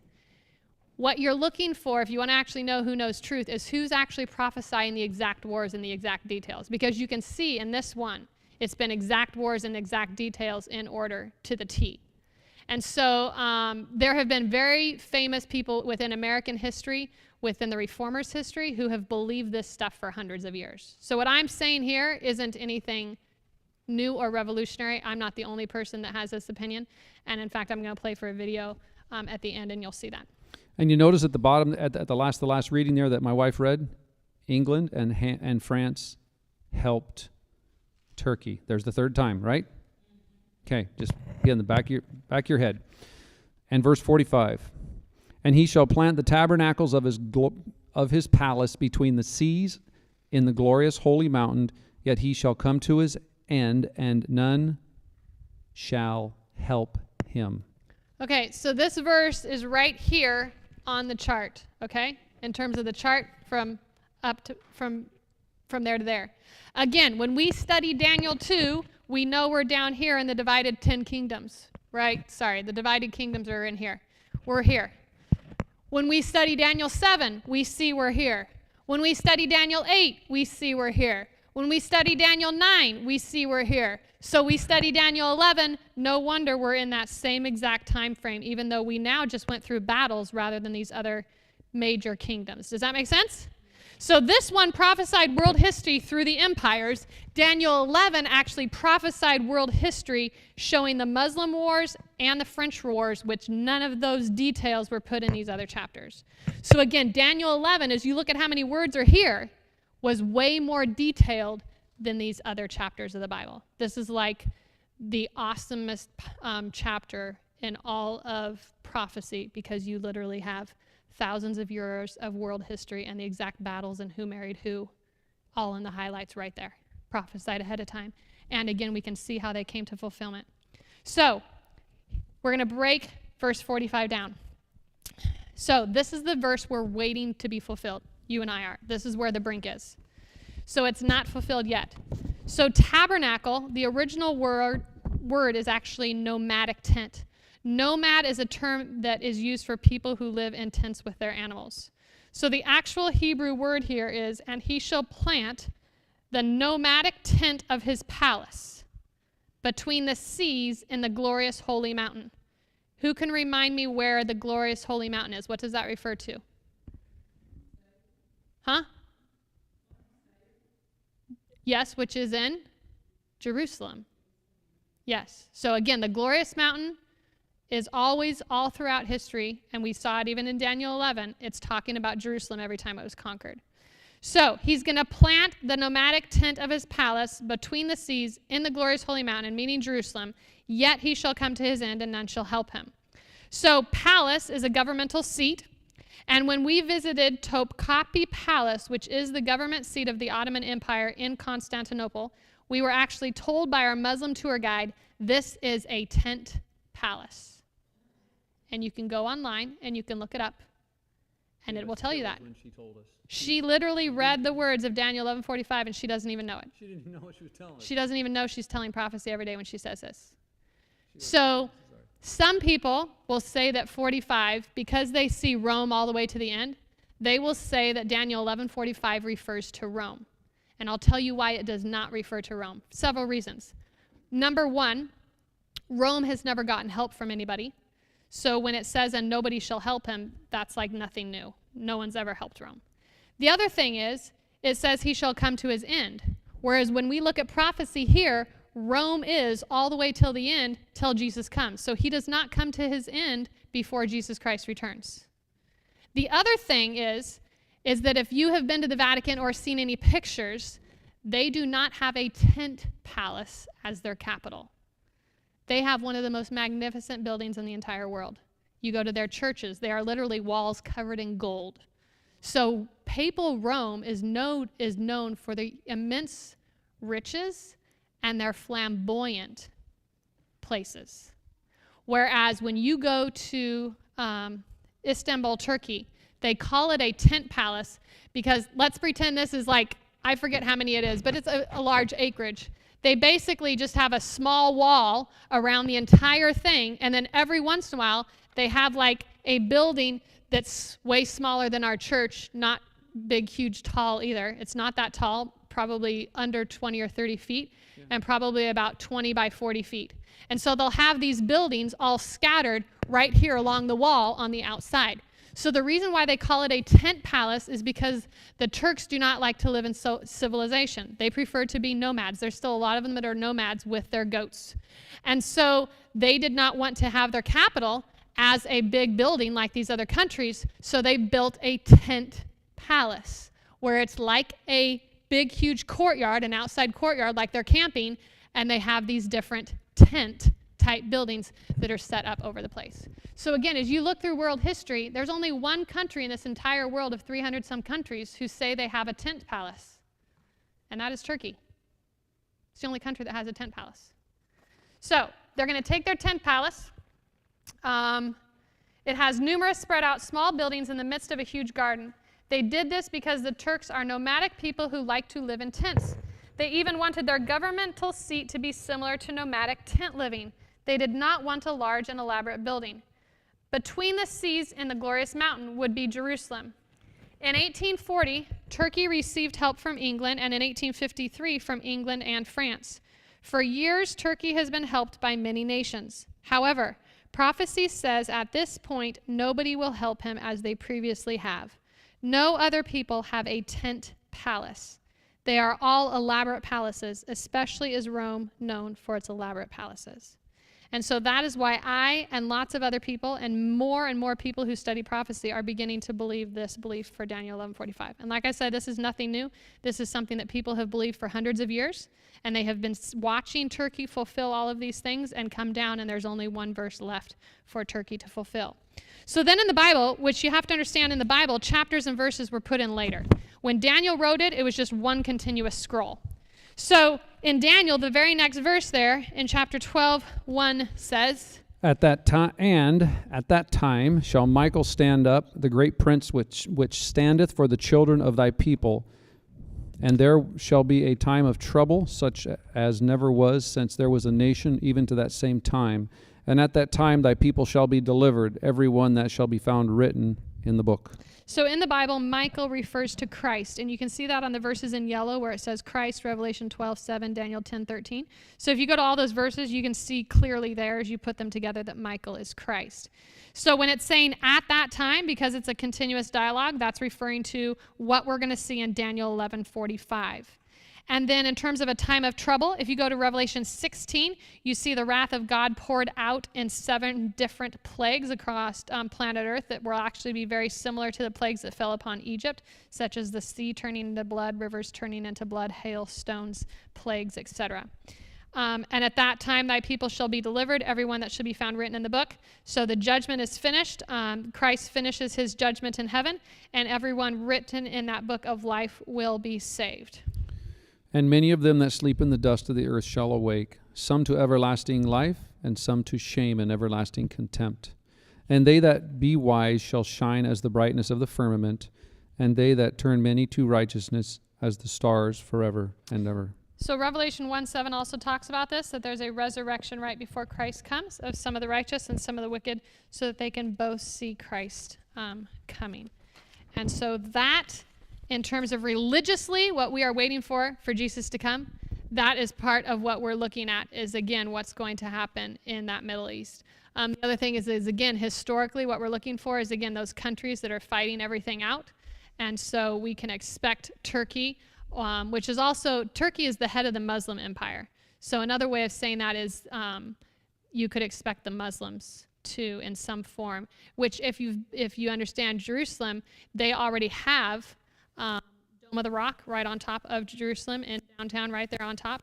So you have Dome of the Rock, which is right here, which is on top of the rock that they say Abraham sacrificed his son on, Isaac went to sacrifice his son on, and then all around you have the ruins from the old temple of Jerusalem. And so even right now you have quite a bit of contention Again, both my parents have been to Jerusalem many times, and many times while they're there, you have small wars and stuff breaking out. I think we had one just recently in the last year where, again, there was a standoff in there for some days for a while. So they're all together right there, still fighting over that area.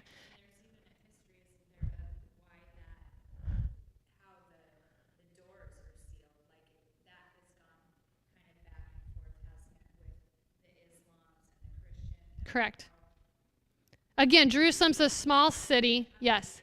And Jerusalem's a small city, and it's divided into 4 quarters. So you have the Jewish one, the Muslim one, I think the Orthodox, and then I forget the 4th one, then the Christian. So again, it's a very divided place where, again, you have all these people who are going, we've been living here for thousands of years. And so the climax is really going to be over Jerusalem. And some people, again, think, oh, who's Turkey? I'm ready for my slides now, Elizabeth. Are you there? Yes. Okay. So, honey, you want to help me move this that way?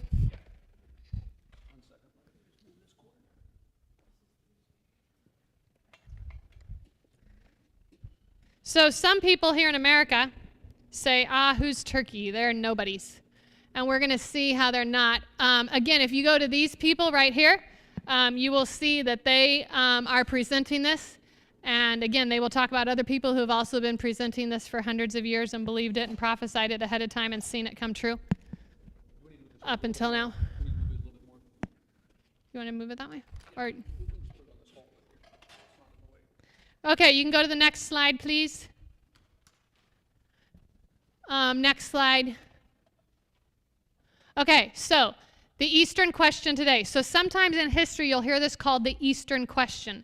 So the Eastern question is, what would happen if Turkey gets mad and moves?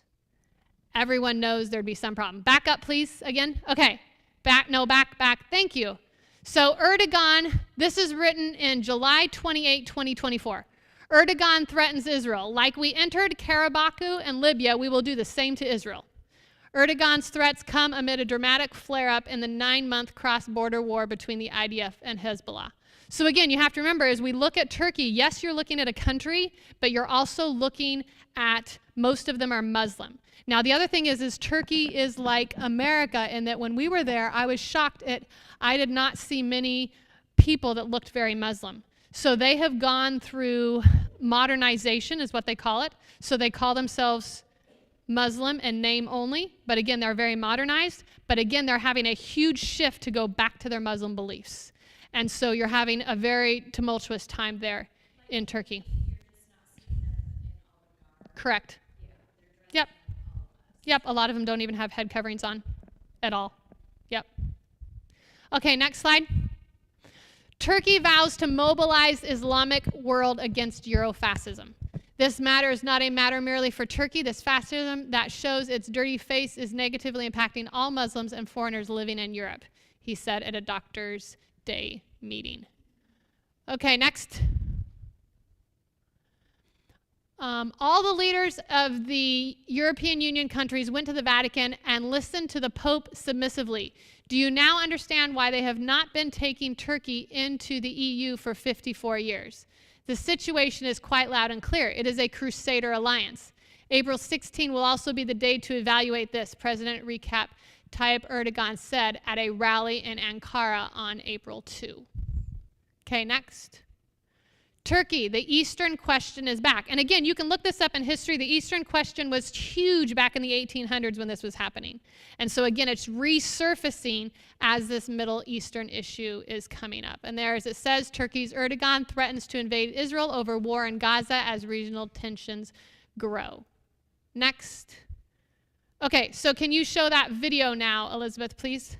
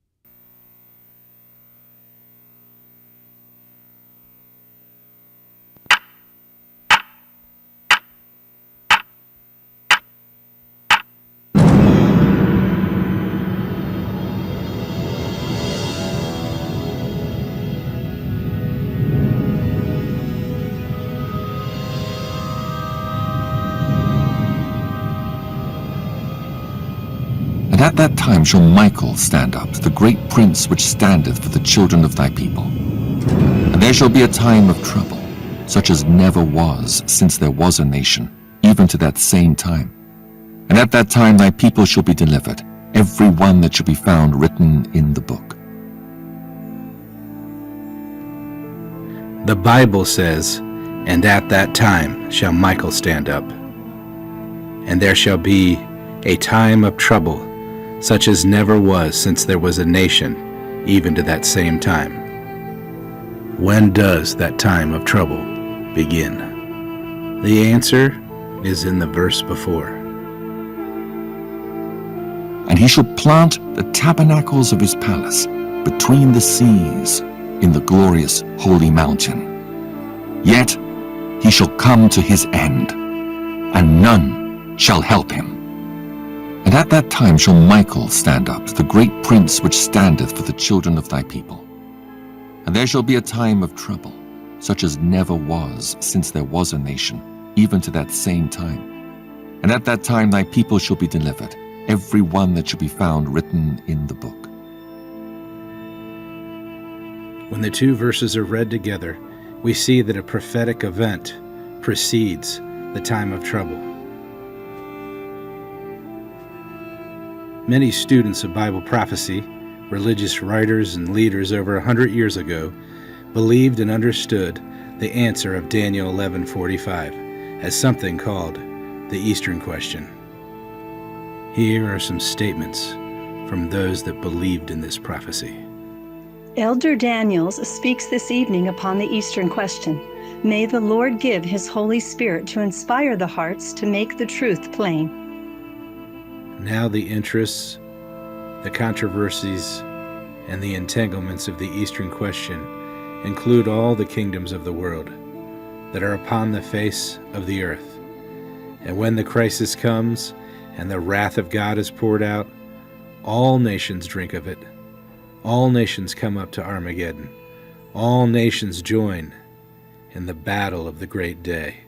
A.T. Jones.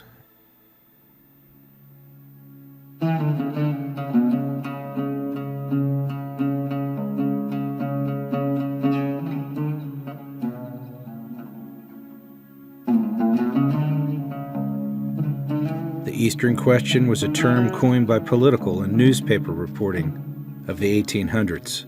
It was the question of how and when would the once great Ottoman Empire finally collapse. The Turkish dynasty of the Ottoman Empire had been in decline for many years, but had been prevented from collapsing by the help of other nations. History and Bible prophecy agree. If a careful study of the last 6 verses of Daniel chapter 11 is conducted, Turkey is the power that comes to its end in verse 45. Because of a geographical specification regarding the power exhibited in Daniel 11:40-45, answering the Eastern Question in the light of Bible prophecy concludes that at some point in time, the Turk will come to his end at Jerusalem. That event will bring on the time of trouble. The Eastern Question, the belief that the Turk in Bible prophecy would come to his end at Jerusalem, fell out of favor after the end of World War I and was all but forgotten. The Turkish Ottoman Empire had allied itself with Germany during the war. The Germans lost the war in Europe, but the Turks held out in the Middle East for 4 more years, until 1923, when peace terms were reached and a treaty was signed. It was the Treaty of Lausanne, dated July 24, 1923.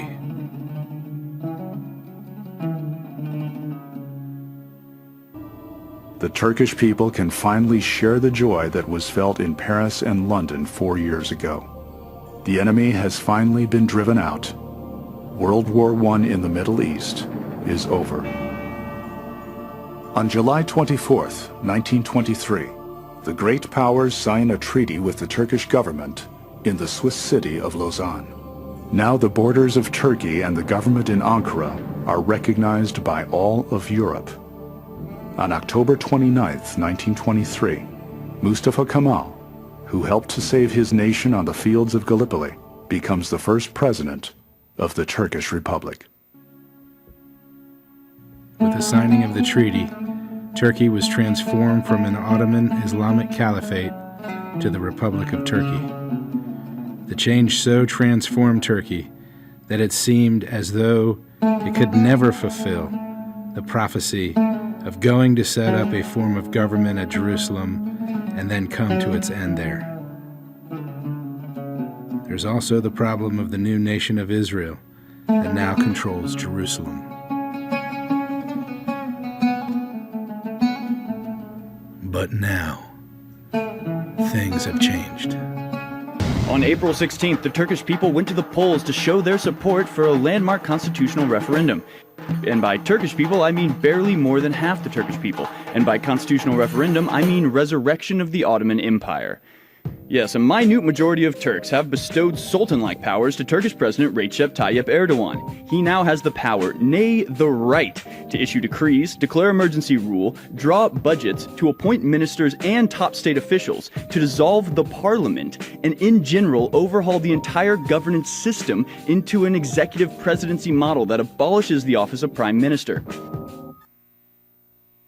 It also allows Erdogan to stay in the presidency until 2029, aka for life. Still, you might be thinking that this is just a consolidation of power, typical of any secular dictator. But the fact is that this is something else entirely. It is a very serious changes are underway for Turkey's future. This referendum was the culmination of a 30-year campaign by Erdogan to not just accumulate supreme executive power, but to remove any obstacles to Islamic rule of Turkey. As one Turkish writer puts it, what this presidential system looks like is the Islamic Caliphate system in terms of its mechanism. I think Erdogan clearly sees himself as the founder of the new caliphate, the world Islamic government, with Turkey at its center. The Turkish Ottoman Empire was the last legitimate Sunni Islamic caliphate, ruling over nearly the entire Arab world for 400 years until it was dissolved following defeat in World War I. Turkey appears to be a throwback to the very, very old Turkey. As Prime Minister Davutoglu said in 2015 that Turkey will, quote, refound the Ottoman state, or as a parliamentarian tweeted, quote, the 90-year-long commercial break of a 600-year-old empire is now over. This is not just about Turkey becoming more overtly Muslim. This is about using Islam as a unifying force in the region and using historical precedent to reclaim land that once belonged to the Ottomans.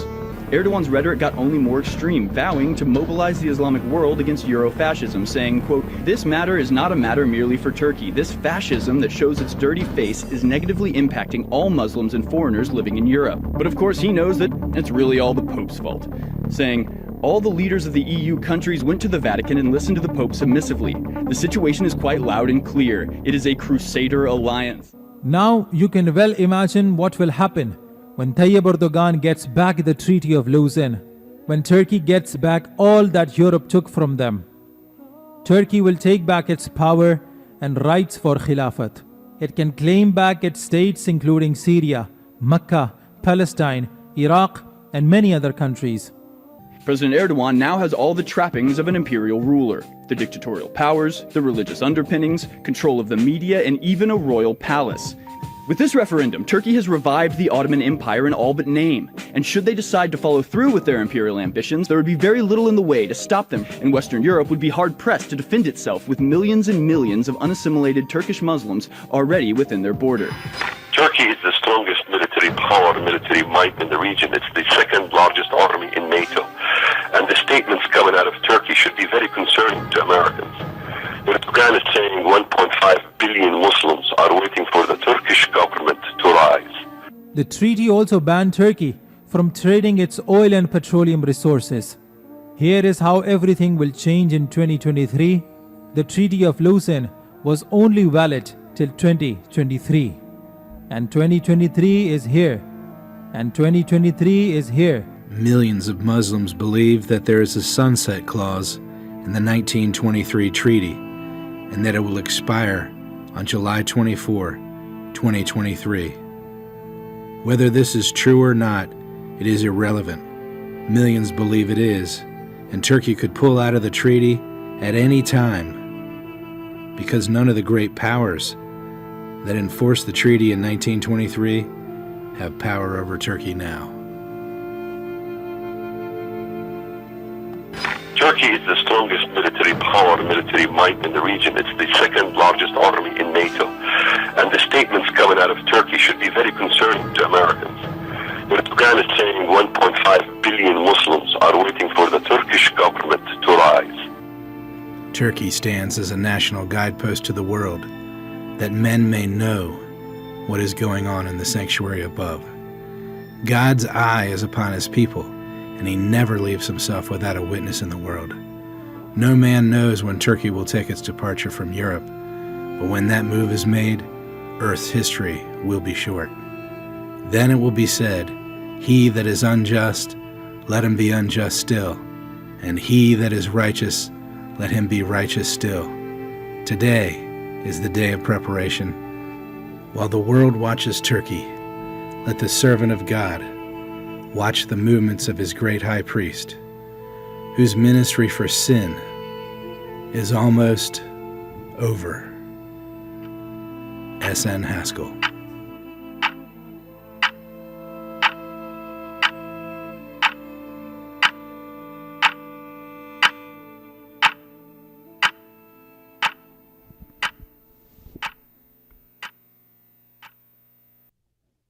Thank you, Elizabeth.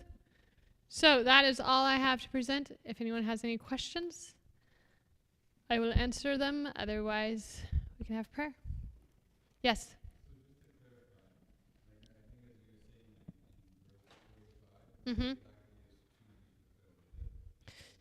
So it's the entire verse where it says, "And he shall plant the tabernacle of his palace between the seas in the glorious holy mountain, yet he shall come to his end, and none shall help him." So you kind of have three things there. You have Turkey or the Ottoman or that Muslim empire putting their tent palace there in Jerusalem, in other words, trying to overtake Jerusalem, and then coming to their end. And this time, none of those European nations will help them.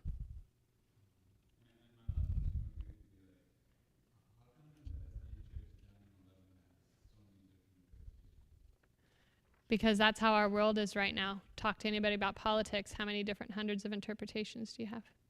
We live in a very divided world where there's not unity on stuff. Again, you go back 100 years ago, and there was a whole lot more unity. Because the other thing that I have discovered since studying history, and I think if you've studied history in the U.S. at all, they've actually changed U.S. history, and they've changed world history. So I remember, for example, I lived in Japan for a while as a teenager. And been to Hawaii many times, and I've been to Hiroshima, and been to Pearl Harbor many times, and it was actually right here in this church, probably about 15-ish years ago. There was a kid here who went to the local high school, and we were sitting at potluck, and she was telling me the history of World War, of the wars, and I was like, you're not even close to what's accurate. I've been to both places, and like when you go places, everyone's in agreement of what happened. Whereas when other people start writing history books, this is where you get different history.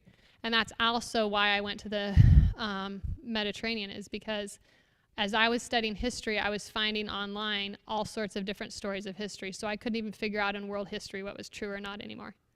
And our family took 4 months, and we lived on the East Coast in a motorhome and went up and down to study U.S. history.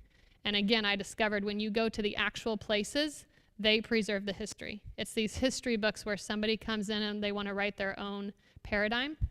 And so they shift things and they change things to make them be what they want to be. Whereas if you go to the original places, they still keep track of that history a lot better. And so since we found out true American history when we actually went there, then I wanted to do the same thing with the Mediterranean, and that's what I found. And so, yeah, you look at anything of history, people are dramatically changing historical stories. Correct. Yes.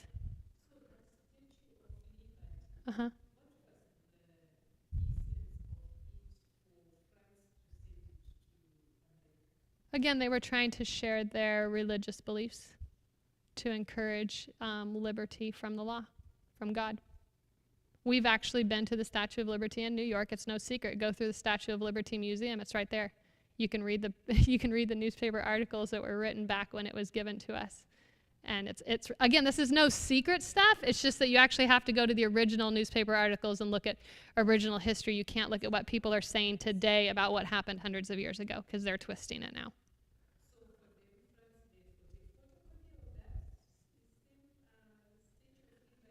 Yeah, I think there were actually, if I remember correct, weren't there several statues of liberty sent to several different countries in smaller degree? Yes, they sent. I don't remember now where all they sent one. They sent one to. Oh, they sent them. They sent. I think there were several, and I don't remember. I can't remember the exact number. There were 2 or 3 that they sent out, and yeah, we call it a Statue of Liberty. My dad's grandpa came through Ellis Island, registered in the books there. And yeah, when people come, it's like, oh, this is this great Statue of Liberty. That's what it was. It wasn't given to us under that premise. It was given to us as a celebration of the Statue of Reason. The goddess of reasoning, where you don't have the law of God anymore. Now it's every man just uses his mind to determine what's right and wrong. For example, we can take a subject, we can talk about it, we can all reason about it from all of our different viewpoints, and we come up with our own synopsis of how we want to deal with this situation because we have reasoned it through, we have reasoned it out. On a little scale, sometimes that's useful, but when it comes to religion, our reasoning is right here. And you can go back and look at, like, it's like an idol, right? It's a god. Correct. So look Yes. at how large it is. Yes. And right there. It's massive. And there's a lot of symbology in there. Again, I don't remember it all, but there's what, the crown, and then they've got, what does she have in her hand? Is it the moon and this? Yeah, there's. She's holding a torch, and then she's holding a book in her arm. Yeah, there's a lot of. I don't remember what the book deals with. And again, you can go online and get hundreds of different things, but if you actually go to the Statue of Liberty and you go through their museum, they have the exact newspaper articles there where you can actually realize and read what they were writing when they put it there, and that's the accurate stuff. So, yeah.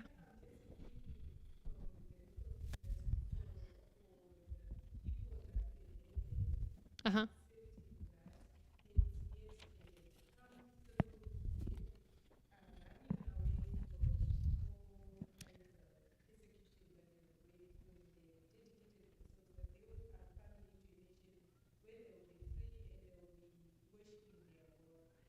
Well, right from the beginning of American history, let's be honest, there was a lot of rebellion. When you go and take a whole ship of tea and you throw it into the ocean, I don't think that's a Christian move of wanting to worship God. That's the rebellious move of financial politics.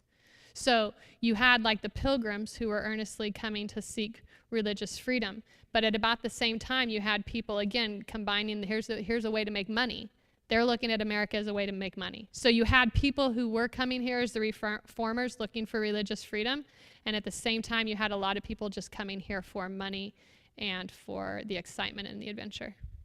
So everything wasn't all Christian, and I think that's another part where we get confused on. Some people will write it one way where it was all Christian, and then some will write it another way where there was no Christianity in our history. And the truth is there was some of both. If that makes sense. Yeah.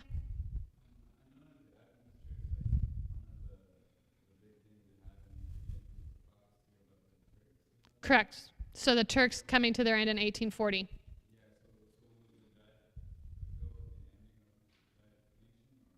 No, and I'll tell you why, because they did not end. What happened is they just came under the supervision of the European nations. So in other words, Turkey, again, like we saw there, they're supervised by the European nations. So again, the question is, at which time are they going to step out and say, we don't need you anymore to get our backside. We think we have this ourselves. That's the question. So they didn't end as a country. They still existed. They just lost their independence in terms of we will do whatever we want. They said, you know what, we'll listen to you and do what you say. Yeah. And yes, that was prophesied ahead of time and was fulfilled to the day when nobody thought that Turkey would do that. And so that was in 1840. So yes, we have a long history of people prophesying from the Bible what Turkey would do and coming true. And so again, I think that's why we're going to see a final fulfillment of that. It's just because we've seen it so many times before. We have a pattern. Okay, I will end with prayer. Dear Heavenly Father, as we look at all this prophecy, we are amazed at your ability to truly know history from the beginning to the end. And we just thank you that you do write these things in the Bible to reveal it to us. And I just pray, Lord, that you will send your Holy Spirit upon each one of us to read your word more, to draw closer into a relationship with you, and to know more and more of your truth. But the most important thing, Lord, is that we would be ready for your soon coming. And so I ask that you prepare us, is my prayer in your name. Amen.